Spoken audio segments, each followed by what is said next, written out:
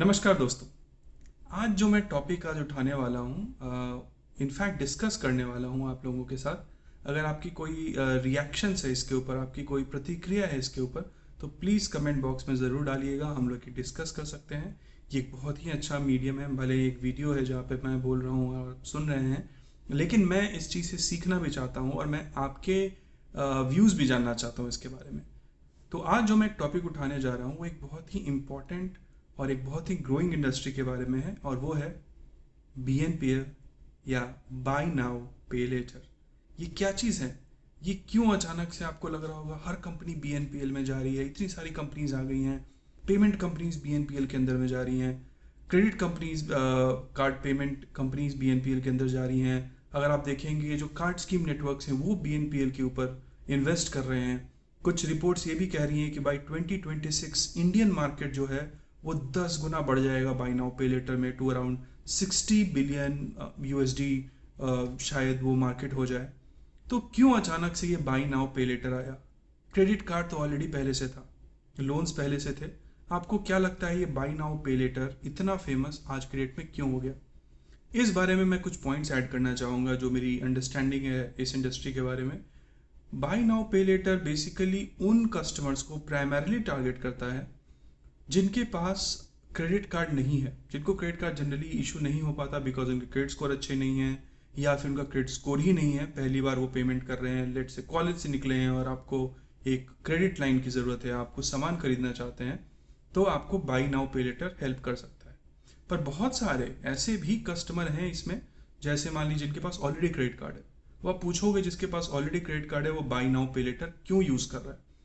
तो मुझे अगर मैं आपको थोड़ा पहले लेकर जाऊं, समय के पहले जब ये क्रेडिट प्रोडक्ट की तरह नहीं आया था बाई नाउ पे लेटर। बेसिकली बाई नाउ पे लेटर जब शुरू में इंडिया के अंदर लॉन्च हुआ था, वो ऐसा आया था कि अगर मान लीजिए आप टिकट बुक कर रहे हैं रेलवे के अंदर में, तो क्या होता था कि एक तत्काल बुकिंग के अंदर में बुकिंग करने के लिए अगर आप क्रेडिट कार्ड, डेबिट कार्ड या नेट बैंकिंग यूज़ कर रहे होते थे, तो आपको पहले ID डालिए, पासवर्ड डालिए, OTP डालिए, जब तक आता था तब तक टिकट्स खत्म हो जाती थी, राइट? वो सेशन या फिर सेशन टाइम आउट हो जाता था, या फिर आपकी वो टिकट्स जो जो सीट्स थी वो बुक हो जाती थी। तो कुछ कंपनी ने कहा कि ठीक है, मैं ऐसा करता हूँ कि इस पूरे जो परचेज प्रोसेस है इसमें से पेमेंट को अलग कर देता हूँ। इसका मतलब एक पेमेंट जो है वो एक अलग चीज़ होगी, एक सीमलेस चीज़ होगी, रादर देन कि एक अलग से आप OTP कीजिए। जो टू फैक्टर ऑथेंटिकेशन की हम बात करते हैं, OTP आना चाहिए, एक समथिंग यू नो होना चाहिए, समथिंग यू हैव होना चाहिए, समवन हु यू आर। जो मैंने एक वीडियो बनाई है फैक्टर्स ऑफ ऑथेंटिकेशन के ऊपर, जिसमें डिटेल में इसके बारे में बात करी, वो आप देख सकते हैं। तो जब बाई नाउ पे लेटर आया था इंडिया के अंदर में शुरू में, तो वो ऐसे आया था कि पेमेंट के कन्वीनियंस को बढ़ाने के लिए। पर धीरे धीरे क्या हुआ, वो एक क्रेडिट का रूप लेकर उभर आया। और इंडिया के अंदर में जो वो जनता है जिनको क्रेडिट कार्ड इशू नहीं हो पाता, जिनको लोन्स नहीं मिल पाते, जो पहली बार, जिनको हम न्यू टू क्रेडिट कहते हैं, वो लोग हैं, वो लोग बाई नाउ पे लेटर का यूज़ करते हैं। तो ये उन सेगमेंट ऑफ कस्टमर्स के लिए काफ़ी अच्छी चीज़ है जिनको लोन नहीं मिल पाता है, जो first to first I would say उनका लोन होगा, तो उनके लिए बहुत अच्छी चीज़ है। In fact some of the customers जिनसे मैंने बात करी, उन्होंने कहा बाई नाउ पे लेटर का सबसे बढ़िया यूज़, इनफैक्ट अगर आप यूज़ करेंगे तो आपको समझ में आएगा कि आपको वो OTP और ये सब चीज़ों की का इंतज़ार करने की ज़रूरत नहीं है। पेमेंट आया, आपने पेमेंट किया और इट्स डन। और आप उसको बाद में 3 के इंस्टॉलमेंट में, 4 के इंस्टॉलमेंट में, हर हफ्ते के इंस्टॉलमेंट में पे कर सकते हैं। तो इससे क्या हो रहा है कि अगर आप देखेंगे, अब इसको लिंक करते हैं इसका ग्रोथ क्यों हो रहा है। तो इसका ग्रोथ इसलिए नहीं हो रहा है कि डिजिटल पेमेंट आसान हो गया है।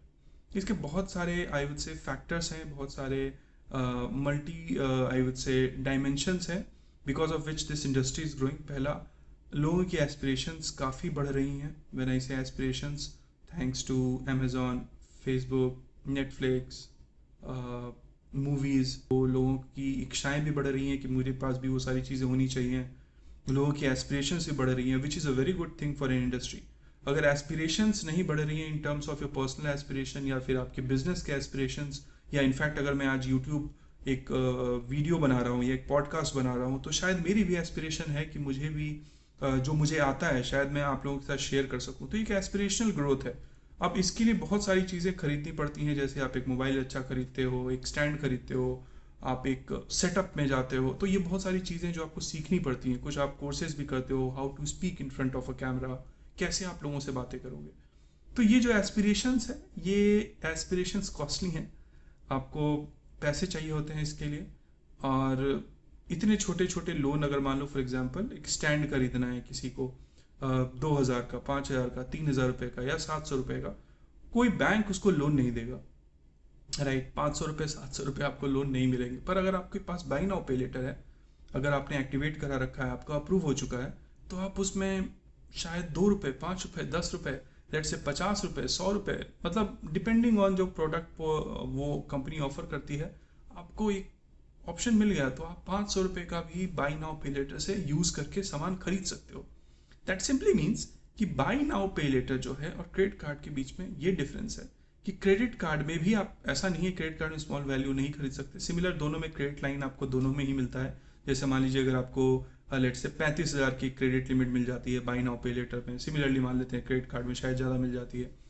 तो ये एक बेनिफिट होता है। कुछ लोग कहते हैं कि क्रेडिट कार्ड के अंदर में अगर मुझे क्रेडिट कार्ड मिल गया तो उसमें पॉइंट सिस्टम मिलते हैं, उस पॉइंट से मैं फ्लाइट बुक कर सकता हूँ, होटल बुक कर सकता हूँ, या कुछ भी सामान खरीद सकता हूँ, रिचार्ज कर सकता हूँ, या कुछ नहीं तो एटलीस्ट क्रेडिट कार्ड का बिल ही पे कर सकता हूँ वापस। वो सही चीज़ है, क्रेडिट कार्ड के ये सारे फायदे हैं। पर अभी भी अगर हम इंडिया के अंदर में देखें तो क्रेडिट कार्ड का पेनिट्रेशन बहुत ही बहुत ही बहुत ही कम है, अगर हम बाकी देशों से अपने आप को कंपेयर करें। इसका मतलब है, अब हम इन सारे पॉइंट्स को कनेक्ट करते हैं। एस्पिरेशंस बढ़ रही हैं, एस्पिरेशंस और रियलिटी का बीच का जो गैप है, रियलिटी क्या है, आज अगर मुझे कुछ करना है पर मैं कर नहीं पा रहा हूँ, या फिर आज जो कुछ भी मैं कर रहा हूँ वो मेरी रियलिटी है, मुझे जो करना है फ्यूचर में वो मेरे एस्पिरेशंस है। तो अगर आप देखेंगे ये जो गैप है एस्पिरेशंस का और रियलिटी का, इस गैप को भरने के लिए आपको क्रेडिट की जरूरत पड़ती है, राइट। क्रेडिट है एक छोटा सा, आप कह सकते हैं क्रेडिट क्या होता है, लोन क्या है, एक फ्यूल है जो आपकी टेम्पररी जो है परचेसिंग पावर को बढ़ा देता है। तो जब वो परचेसिंग पावर बढ़ गई तो आपने वो सामान खरीद लिया, आप उस प्रोडक्ट को या फिर उस सर्विस को यूज कर सकते हो जैसा भी आप यूज करना चाहते हो। एक चीज जो शायद मुझे थोड़ी चिंतित करती है वो है कि इजी एक्सेस टू क्रेडिट, जो हम बोलते हैं कि आसानी से लोन मिल जाना एक अच्छी चीज़ है, बहुत ही अच्छी चीज़ है, लोन मिलना चाहिए, लोगों के एस्पिरेशंस को सपोर्ट मिलना चाहिए। पर अगर बहुत ही आसानी से अगर लोन मिल जाता है, और अगर जो वो लोन ले रहा है, चाहे वो बाई नाउ पे लेटर के थ्रू ले रहा है, या पर्सनल लोन ले रहा है, या क्रेडिट कार्ड के थ्रू लोन ले रहा है, अगर उसके पास एक डिसिप्लिन नहीं है सेविंग का, तो वो एक डेट ट्रैप के अंदर में फंस जाता है। बाई नाउ पे लेटर में भी सेम होता है, ऐसा नहीं है कि बाई नाउ पे लेटर में किसी ने लोन लिया और नहीं चुकाया तो कुछ नहीं होगा। क्रेडिट स्कोर या आपकी जो स्टैंडिंग है इन द मार्केट वो खराब होती ही है, और आपको अगला लोन ना मिले, या फिर अगर हम बाद में डायनेमिक क्रेडिट स्कोरिंग की बात करेंगे तो शायद बहुत ही महंगे ब्याज पे आपको लोन मिलेगा। इसका मतलब ये है कि क्रेडिट मिलना अच्छी चीज़ है, बट अगर आप इस बाई नाउ पे लेटर या किसी भी तरह के लोन का यूज़ कर रहे हैं तो प्लीज़ एक सेविंग डिसिप्लिन भी आपके अंदर होना चाहिए कि आपको ये क्रेडिट जो लोन है वो आपको चुकाना है, लोन है तो वो चुकाना ही पड़ेगा। अब बाई नाउ पे लेटर का यूज़ अगर मान लीजिए कुछ ऐसी चीज़ों के लिए आप कर रहे हैं ताकि जिससे आपका इनकम बढ़ रहा है, जिससे आपकी बिजनेस बढ़ रही है, जिससे आपकी कुछ बेसिक नीड्स पूरी हो रही है, तब तो सही है। पर मान लीजिए अगर आप बाई नाउ पे लेटर का यूज़ कुछ ऐसी चीज़ों के लिए कर रहे हैं जो हार्डली कंजम्पशन बेस्ड है, जिससे आपको कुछ रिटर्न नहीं मिलेगा। तो फॉर एग्जाम्पल एक एग्जाम्पल लेते हैं, लेट से आपकी इनकम 5,000 रुपये महीने है, आपको बाई नाउ पे लेटर में लेट से एक अच्छा खासा लिमिट मिल जाता है, आपने 2-3 जगह से वो लिमिट्स अप्रूव करा ली, एक क्रेडिट कार्ड, मतलब अलग अलग आप लेवल पे आपकी क्रेडिट लिमिट तो बढ़ गई, अलग अलग हो गई, आप खुश हो गए, वाह इतनी बड़ी क्रेडिट लिमिट है। पर जब आप सामान खरीदेंगे तो आपको उसको चुकाना भी पड़ेगा। तो अगर इनकम मान लेते हैं 5,000 या कुछ भी महीने की, या 10,000 मान लेते हैं, या 25,000, कुछ भी मान ले सकते हैं इनकम, तो अगर आपका जो क्रेडिट है वो सेविंग से बहुत ज़्यादा है, जिसको हम लेवरेज की बात करते हैं, तो वहाँ पे मुश्किल होगा लोन चुका पाना, और डेट ट्रैप में फंस जाएंगे। और फिर ये क्रेडिट जो है, जो ये इतनी आसानी से आपको मिल रहा है, वो आपको डुबा देगा। ट्रस्ट मी, अगर वो प्रोसेस आप सही से फॉलो नहीं करते हो, लोन लेने के पहले एक डिसिप्लिन होना, एक सेविंग्स को समझना, एक पैसे को बचाना ताकि लोन चुका सकें, ये बहुत ज़रूरी है।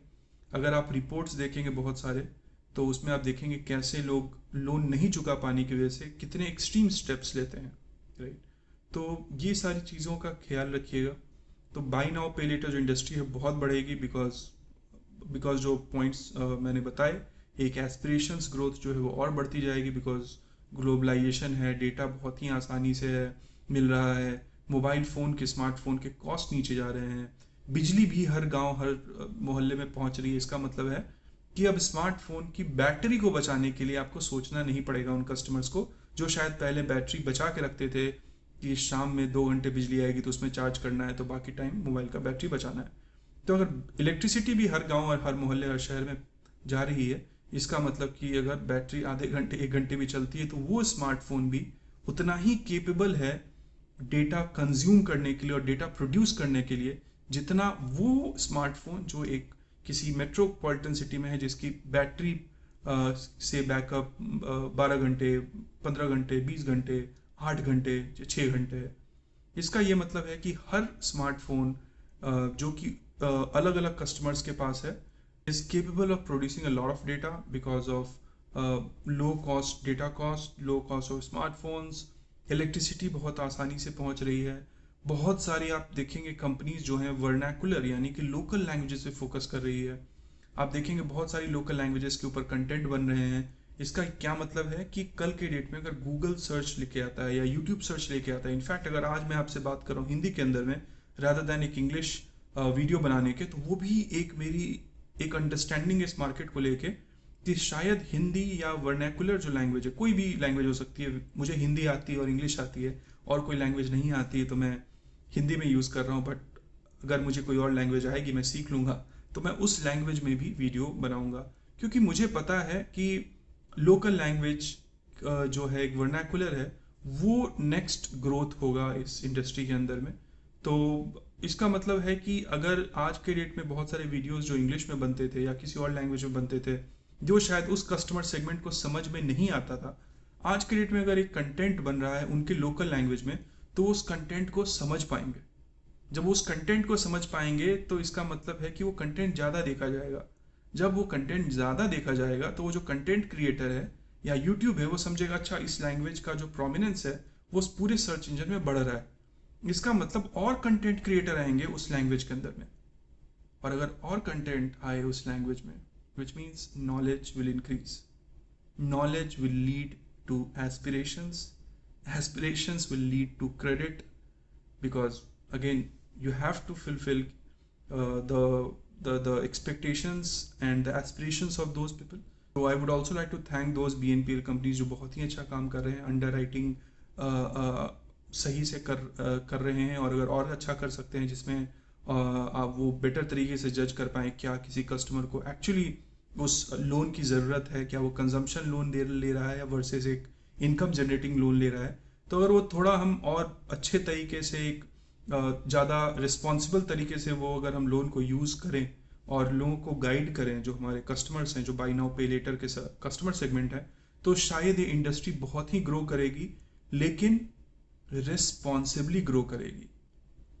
वो बहुत ज़रूरी है क्योंकि मैंने इस इंडस्ट्री में काम करा है तो मुझे पता है अगर एक क्रेडिट का ग्रोथ हो रहा है और डिसिप्लिन नहीं है, क्रेडिट डिसिप्लिन नहीं है, सेविंग डिसिप्लिन नहीं है, तो I have seen people taking extreme steps जो कि एक्चुअली देन क्रेडिट जो है उनको हेल्प नहीं करती, उनके पूरे परिवार को एक एसेट ट्रैप में लेके जाती है जिसको निकलने में काफ़ी जनरेशन्स निकल जाते हैं।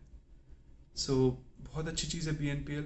अगर आप एक कस्टमर हैं तो प्लीज़ सोच समझ के वो लोन लीजिए बाय नाउ पे लेटर के, और अगर आप एक सर्विस प्रोवाइडर हैं तो मेरी रिक्वेस्ट आप लोगों से है please please please lend responsibly.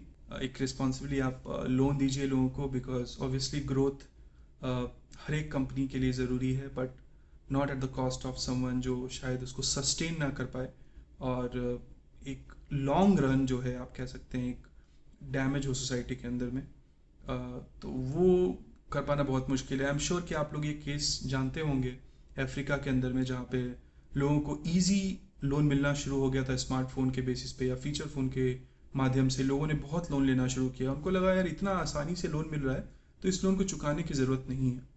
तो अब क्या हुआ, उन्होंने बहुत सारे लोन लिए और डिफ़ॉल्ट करना शुरू कर दिया, और जब वो एक्चुअली कोई बड़ा लोन लेने गए बैंक से तो उनको पता चला कि जो छोटे छोटे उन्होंने बहुत सारे लोन लिए थे वो चुकाए नहीं हैं, जिसकी वजह से उनका क्रेडिट स्कोर खराब हो चुका है। तो दो चीज़ें हुई, या तो उनको लोन मिला नहीं, जो बड़ा लोन होता है, बड़ा लोन मतलब होम लोन हो सकता है, हाउसिंग एजुकेशन लोन हो सकता है, या कुछ उस टाइप के लोन उनको मिले नहीं, या फिर मिले तो वो इतने हाई इंटरेस्ट पे मिले जो वो सस्टेन नहीं कर सकते थे. This is the time when we have to take up things in our hand. We have to lend responsibly. That is one. Second, अगर आप एक कस्टमर हैं तो सोच समझ के लोन लीजिए. और डेफिनेटली जो क्रेडिट कार्ड यूज़र हैं वो भी बाई नाउ पे लेटर इसलिए यूज़ करें बिकॉज जैसा मैंने बताया बहुत ही ईज है पेमेंट में. आपको OTP और ये सब चीज़ों की वेट करने की ज़रूरत नहीं है. क्रेडिट लाइन है, आप उसको यूज़ करते हैं और टाइम पे उसको रिपे करते हैं. तो बाई नाउ पे लेटर को भी लोन ही समझिए. लोन ही समझिए, क्या लोन ही है. ऐसा नहीं है कि अगर आपने एक बैंक से लोन लिया वर्सेस एक बाई नाउ पे लेटर से लोन लिया, दोनों में कोई डिफरेंस है. किसी और का पैसा है, आपको चुकाना है, और कैसे चुकाएंगे ये आपको सोचना है. तो बस इतनी रिक्वेस्ट है. मैं देख रहा हूँ ये इंडस्ट्री बहुत बढ़ रही है and I am tracking this industry a lot, but at times when I have worked in that industry, जब मैंने उस इंडस्ट्री में काम करा है, से माइक्रो फाइनेंस इंडस्ट्री में या फिर एक लेंडिंग इंडस्ट्री में, तो मुझे लगा कि शायद इस चीज़ के लिए हमें आगाह करना भी ज़रूरी है कि ग्रोथ ज़रूरी है, अच्छी चीज़ है, पर अगर रिस्पॉन्सिबल और सस्टेनेबल हो तो लंबी चलेगी और पूरी इकोसिस्टम का ग्रोथ होगा.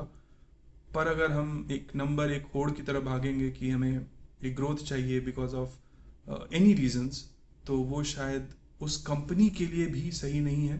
अगर आपको इंडेटनेस लेवल उस कस्टमर का कि कितने उसके ऑलरेडी लोन है, उन सब चीज़ों को कंसिडर नहीं कर रहे हैं, तो शायद वहाँ पे प्रॉब्लम होगी. मैं ये नहीं कह रहा कि अभी आप नहीं कर रहे हो अगर आप सर्विस प्रोवाइडर हो. मैं कह रहा हूँ कि जब आप ऐसा कुछ कर रहे हो तो प्लीज़ उस चीज़ का भी ख्याल रखें, कस्टमर्स का भी ख्याल रखें और उनको भी जागरूक बनाएं कि टेक लोन रिस्पॉन्सिबली. तो आज की वीडियो के लिए बस इतना ही. मैं इस बाई नाउ पे लेटर को ट्रैक कर रहा हूँ. आज का जो वीडियो था वो मोस्टली ओवरव्यू था बाई नाउ पे लेटर पे, पर मैं एक डिटेल्ड वीडियो ज़रूर बनाऊंगा बाई नाउ पे लेटर के ऊपर कि ये कैसे काम करता है, कैसे ऑपरेट करता है, कस्टमर को क्या फ़ायदा है, सर्विस प्रोवाइडर को क्या फ़ायदा होता है, कैसे एक कंपनी बाई नाउ पे लेटर में कमाती है, कैसे एक स्पॉन्सर इंस्टीट्यूशन मतलब बाई नाउ पे लेटर के पीछे जो इंस्टीट्यूशन है, या तो बैंक हो सकता है या NBFC होता है, उनको क्या फ़ायदा होता है, वो क्यों इतने एक्साइटेड है. जस्ट इमेजिन एक बैंक जो है वो क्रेडिट कार्ड भी इशू कर रहा है और वही बैंक जो है बाई नाउ पे लेटर को भी सपोर्ट कर रहा है. तो वो क्या रीजंस है, वो क्यों सपोर्ट कर रहा है, उसको क्या फ़ायदा है, वो क्या ग्रोथ देख रहा है. ये सारी चीज़ें मैं आपको डिटेल में दूसरे वीडियोज़ में बताऊंगा. और अगर आप चाहते हैं कि मैं किसी और टॉपिक के ऊपर वीडियोस बनाऊं तो प्लीज़ कमेंट बॉक्स में डालिएगा और बताइएगा, मैं उसके ऊपर वीडियोस बनाऊंगा. तो आज के लिए बस इतना ही. अगर आपको ये वीडियो पसंद आया तो please like, subscribe and share ज़रूर कीजिए उनके साथ जिनको इस इंडस्ट्री के बारे में जानना है.